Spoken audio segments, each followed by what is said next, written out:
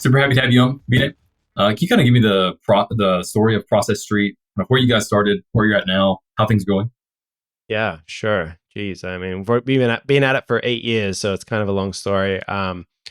But we originally started Process Street just building a tool to solve our own problem. We're running an agency, a services business, and we were using a lot of remote employees in different countries and different time zones, and we just wanted a tool that was almost like a virtual manager that was basically assigning work and not just telling people what to do, but also how to do it, and then making sure that the work was actually done to a certain quality level. So it was more about adding a kind of layer of process and quality control on top of the normal task management tools that were kind of out there. Um, that was the original problem. It's like a lot of the task management tools will tell you that you need to do something, but they don't really help you control the quality of that work in some way. And so we found we're using freelancers, or we'd hire someone on Upwork, and they're like, "We did the thing you asked me for," and I'm like, "Oh, but the quality is not what I need it to be. So let me send it back for rework, and let me send it back for rework again. Let me send it back for rework again." And that kind of like cycle of not getting the quality and the deliverables that we wanted was one of the reasons that we felt that the traditional task management kind of spreadsheet products weren't giving us the solving the problem that we had. So we built Process Street, and we started it as a generic kind of not generic but horizontal process management product. So think process management, like Asana for processes or Slack for processes or something, right? So just any team, lots of small businesses kind of using it initially for any type of process.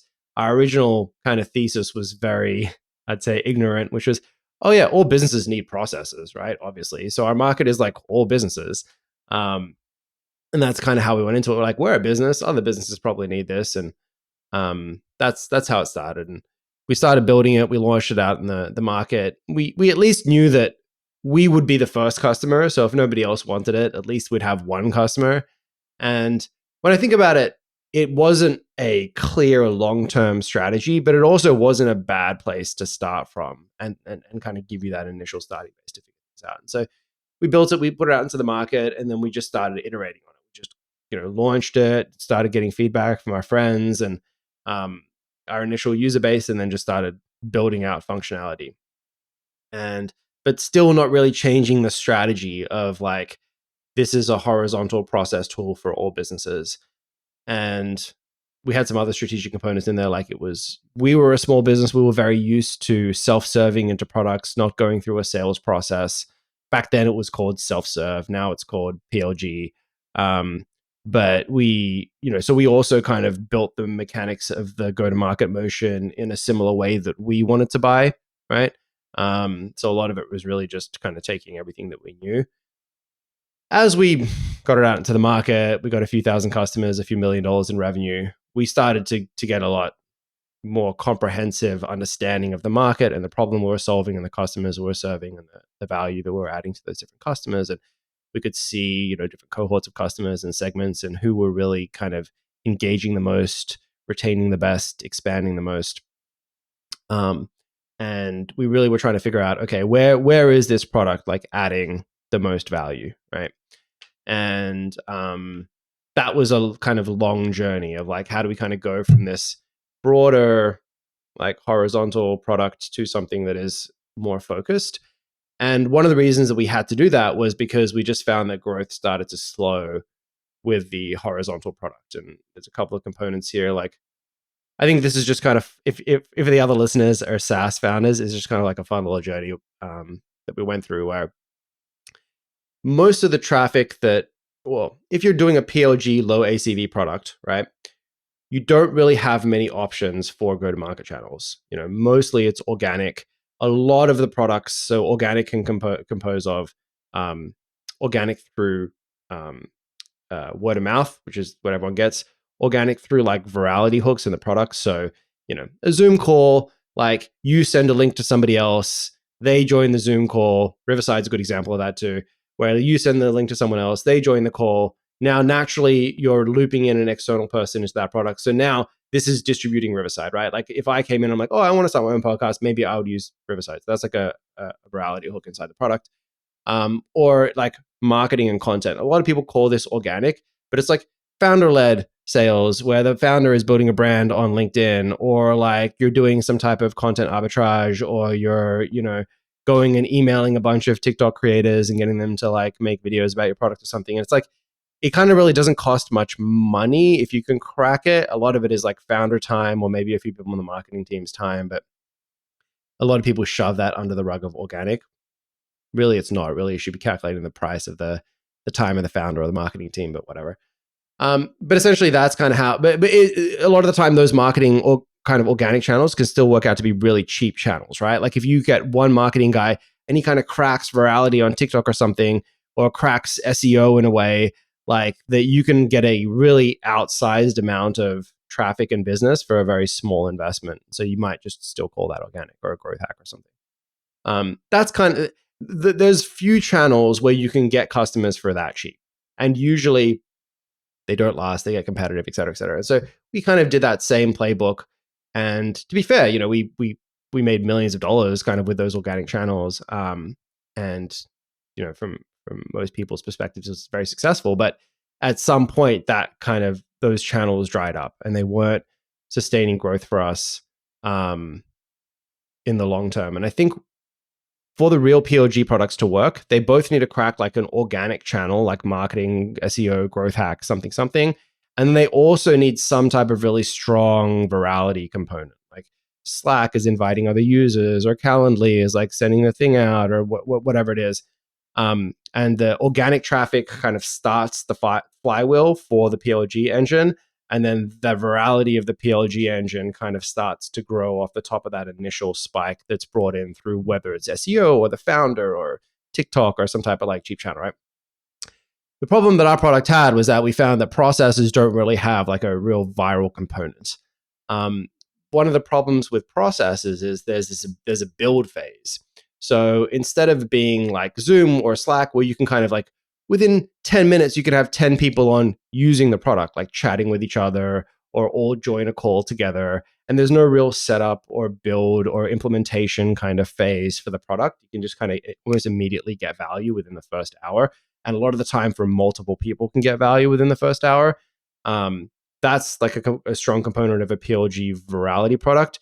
The other type of PLG product that works really well is like a single player use case. So where you can get value as an individual user, use the product on your own. You don't need to convince your boss. You don't need to convince anyone else. You don't need to put in a credit card. You can come into the product. So Airtable is a good example of this, where maybe you can like come into Airtable. You can build your own little relational database. You can spend a week or two on it on the free version. And then you can kind of like showcase that product and say, hey, look at this thing that I built. I built it on my own. I'm getting value out of it on my own. And then maybe other people in the team can also get value out of this database. But you can get value out of it on your own as a single player. You don't need to convince other people in the company to use it. As soon as you need to convince other people in the company to use it, there's this additional layer of friction, right? So when you can go in and use the product on your own, test it, and you don't have to show it to anybody else until you can prove that you've gotten value out of it, that kind of creates this almost protective shelter for the employee inside the company to actually go in and invest in the product and test it in a way without necessarily embarrassing themselves or exposing, wasting other people's time in some way on a solution that like doesn't actually end up getting picked up and doesn't offer value. If you say, hey, we need 20 people to test this product before we can decide if we're going to use it or not, and you take 20 people's time, and you take 3 hours of each of those 20 people, suddenly you're using a lot of resources to kind of like assess this product before it can actually be used. And so anyway, for PLG products to work, they need one of those two components. They need like a viral component, or they need like a single player use case. Processes don't have either of those. By nature, there's this build phase. So it takes a long time to build the process before you can deploy it, because you need to make sure the process is right and accurate and integrated and tested and blah, blah, blah.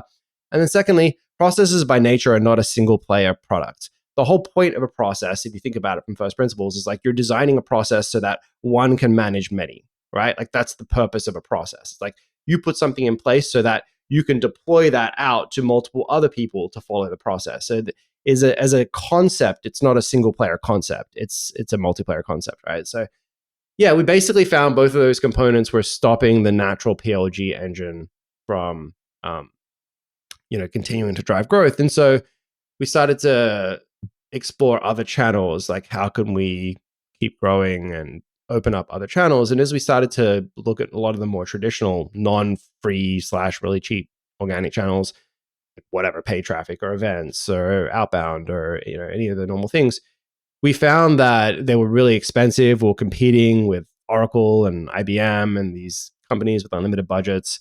And they also have really high ACV. Sometimes they're selling their products for tens of millions of dollars. So they can burn millions of dollars to acquire a customer, basically. And none of the unit economics would work with a low ACV trying to use those higher cost channels. And so we went through this journey of figuring out how can we actually drive up our ACV so that we can start to explore and use some of these other channels. And that was kind of the exercise of, okay, if we want to charge more for the product, we need to understand who we're delivering the most value to. Because if one company is only getting $10,000 worth of value and another company is getting $200,000 worth of value, clearly we can charge a lot more to the company who's getting $200,000 worth of value than the company who's just getting $10,000, right? And so very basic kind of principle. And then it's like, okay, well, how do you do that? And then we started digging into all the data around retention, expansion, use cases, segmentation, etc. The thing that we found was that the companies or the teams that get the most value out of processes are the companies and teams that have a strong compliance component to the work that they're doing. So they're not just creating processes because they're trying to drive a little bit of efficiency and trying to get things organized in a nice way, or maybe trying to save, a middle manager having to do some work on Saturday afternoon or something that's not usually a priority for the business. That usually gets pushed under drive leads and sell business and whatever, talk to customers. But for the teams or industries where they're heavily regulated or there's a strong compliance component to their work, so for example, HR or finance or legal, IT security, where there's a lot more stringent structure, there's external regulators, there's standards like SOC 2 or ISO that they're complying to. Those teams have to have processes, and it's not an option. It switches from a vitamin to a painkiller, right? And that was kind of the thread we started pulling on, and we're like, okay, so where we noticed that the companies where there's a thread of compliance running through it, either they're they're like a finance team or a legal team, or they're, say, a fintech or a health tech or a prop tech company where they're operating in a more regulated space where they're interfacing with external regulators and whatever.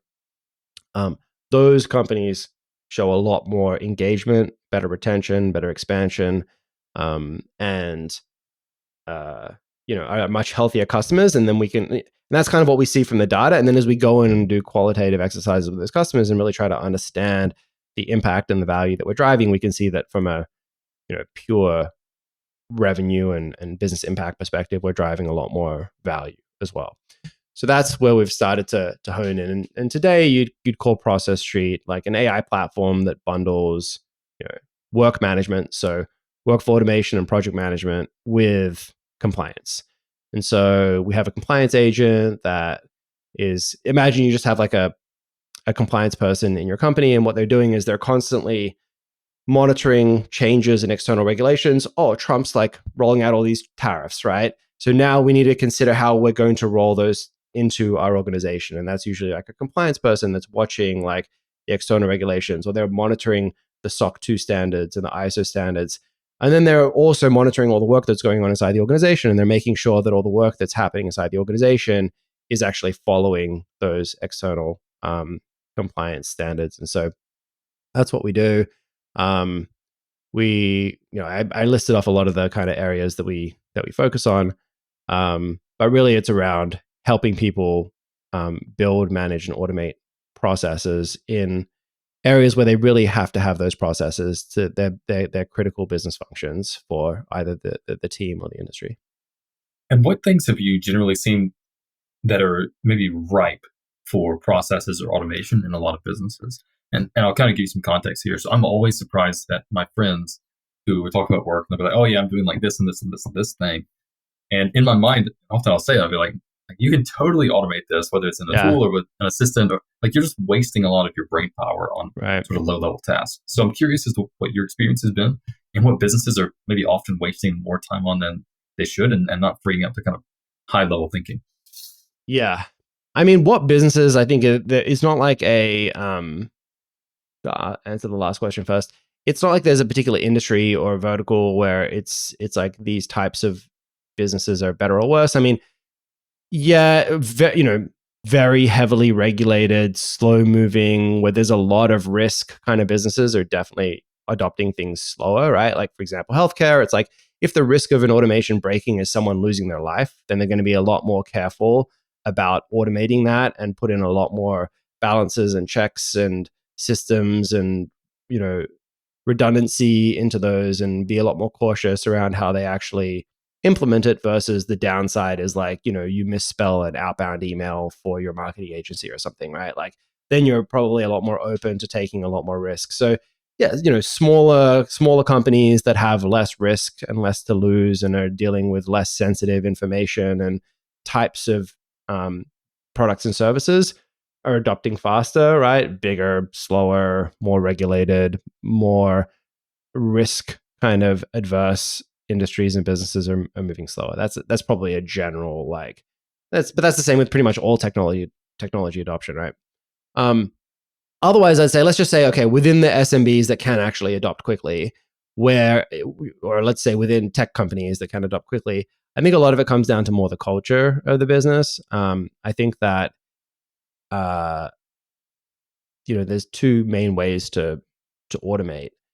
You can have centralized teams or functions or people that are kind of like builders that are controlling a lot of the automations. And so it's going to be your ops teams or maybe your IT teams or whatever. Those companies, unless they really invest in those resources, a lot of the time do move slower than companies that have more of a decentralized, democratized approach to automation, where they're really enabling every employee, every person in their company to get their hands on these tools, giving everybody accounts to the workflow products and training everybody on how to use the different tooling and really kind of allowing people to go out and build their own automations that can create more chaos but can also create a lot more innovation and efficiency.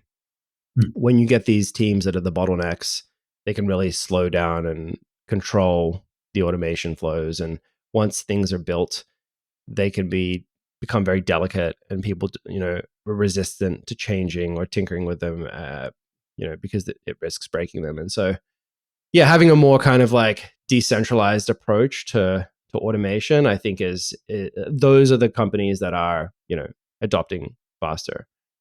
In terms of what's ripe for automation, everything can be automated, but it's gonna different things are gonna have different ROIs basically on your business. And so, for example, if you're a law firm that's a really, like you're a corporate lawyer, you probably don't want to automate like your client communication because that's kind of like a really important component of your business. But if you're selling a $50 drop shipping product, then you probably do want to automate your kind of customer service.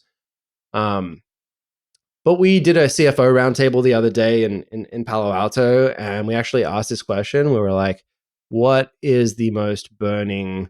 Like, if you could automate anything in your business with AI, what is the most burning thing that you would want to automate?" And CFOs are good people to ask this to because they have visibility across all the business units, so they're not just kind of thinking about their own function of finance. They're thinking about, if my job is to drive as much profitability as possible for the business, where could I get those gains, like anywhere in the business? And it kind of came back with like exactly what you think it would be. It was like um, uh, sales, marketing, people, and operations. Right? It's kind of just like the main stacks. Sales and marketing. So I was like, yeah, well, if AI could get me more growth, right? If AI can get me more revenue, that's always the first place to start, because if you can get an extra 100 grand in revenue, then you can use that 100 grand to solve like your other problems, right? Whereas If you're just kind of speeding up some type of operational process, and it's not, unless maybe that allows you to fire someone and get that revenue back, a lot of the time you're really just driving efficiency, but you're not really seeing too much of a immediate impact on the P&L. The sales and marketing is where everybody wants to start. And then kind of usually it moves from sales and marketing to more of your back office operations. So operations, finance, HR. The other thing that kind of came out that I think is interesting is that where we're seeing a lot of automation happen first is what you'd call like the level 1 jobs or the junior jobs. And so you're seeing like your SDR layers or your junior content writers or your junior analysts or your junior graphics designers. Like a lot of those jobs are getting automated away. And you're finding that a senior person with like a bunch of AI tooling can kind of do just as good a job, if not better a job, because they're better at curating and they have a better eye and editing and whatnot than a junior doing that job. So that's kind of where we're seeing it be used the most initially. And I think those are probably the low hanging fruits, but it's very much business dependent, depending on where the opportunity lies for your business. And you kind of touched on it a bit there, AI automation. So I've been a little bit disappointed in AI so far. In the 3 years since it's been out, 2.5, whatever. I have not found a ton of use for it in my processes. Some things, but most of them I pass off to AI. I felt like either I could do it faster myself or faster handing it off to a human or whatever. So I'm curious as to your thoughts on like human versus AI automation. Maybe could you give us a breakdown of sort of the strengths and weaknesses of each, and where is AI really excelling as far as automation goes? Yeah, I think today AI is excelling as a co-pilot, right? So in that example where, let's just say you had an editor and a junior content writer, right, in a team before, and the junior content writer is writing content and then giving it to the editor, and then the editor is editing that content, approving it, and publishing it and sending it out. Like in that flow, it's pretty easy for the editor to actually replace the junior writer with AI. It's not because that structure is already set up in a way where there's a more senior person doing QA on the work that's coming through it already. It's not like the junior writer is just writing stuff and then pushing it straight out into the wild without any other approval or quality oversight. So things where there's already a natural structure of like you've got a junior and then you've got a senior, and replacing the junior, but still allows, because the juniors are almost supporting the seniors in those roles. So the AI is not doing all the work. They're almost becoming like a supporting function in that team, but there's still a human in the loop.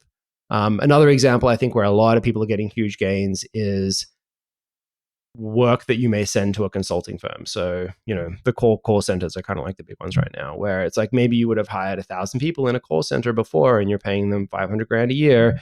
Now you can have an AI agent that maybe you only need like the level 2 and level 3 people in that call center now when there's an escalation, but like the level 1 call center can be replaced by AI. And then only if someone gets confused, they get escalated up to like the level 2 or level 3, like real humans. And so that's happening a lot. Again, it's just like this level 1 component, because that doesn't require full autonomy. It requires, like, usually there are these kind of structures above the level 1s that are ensuring that the work gets done. And so they're more operating like a co-pilot or a supporting function than like a completely independent agent. I think there's probably some independent agents that are working pretty well in call centers at this point, and some of the chatbot stuff for customer support, pretty basic things. I think the knowledge bots are getting a lot of value. So if you hear their stories around like JP Morgan and McKinsey have basically sucked in their last 200, 100 years worth of information and internal information in those companies, right? So every McKinsey case study and interview and project that's ever been done has been dumped into an LLM. And now all the, whatever, 50,000 employees of McKinsey can like go in and kind of ask this LLM information. And it's now like digging through 100 years of history. Like, yeah, we did these projects with these customers in like these other countries, and they connected to your project in some way. And maybe you could use them, and maybe you should talk to this other person in the company because they were involved in it. And like, blah, blah. There's a huge amount of value being extracted out of just like organizing these giant data sets, especially for big enterprises where, if they're paying a consultant 300 grand a year and they can save that 10% of that consultant's time just on like digging around through SharePoint folders or whatever, that's meaningful, and they can do that across 10,000 employees, right? That becomes like meaningful, meaningful gains. You know, for SMBs, it becomes a little bit, a little bit trickier. Definitely content creation is, I think, where we're getting a lot of value for it. Oh, and coding. I mean, in the engineering teams, there's a huge amount of value immediately for sure as well. So I think that's where we're seeing it most right now is in marketing, and engineering.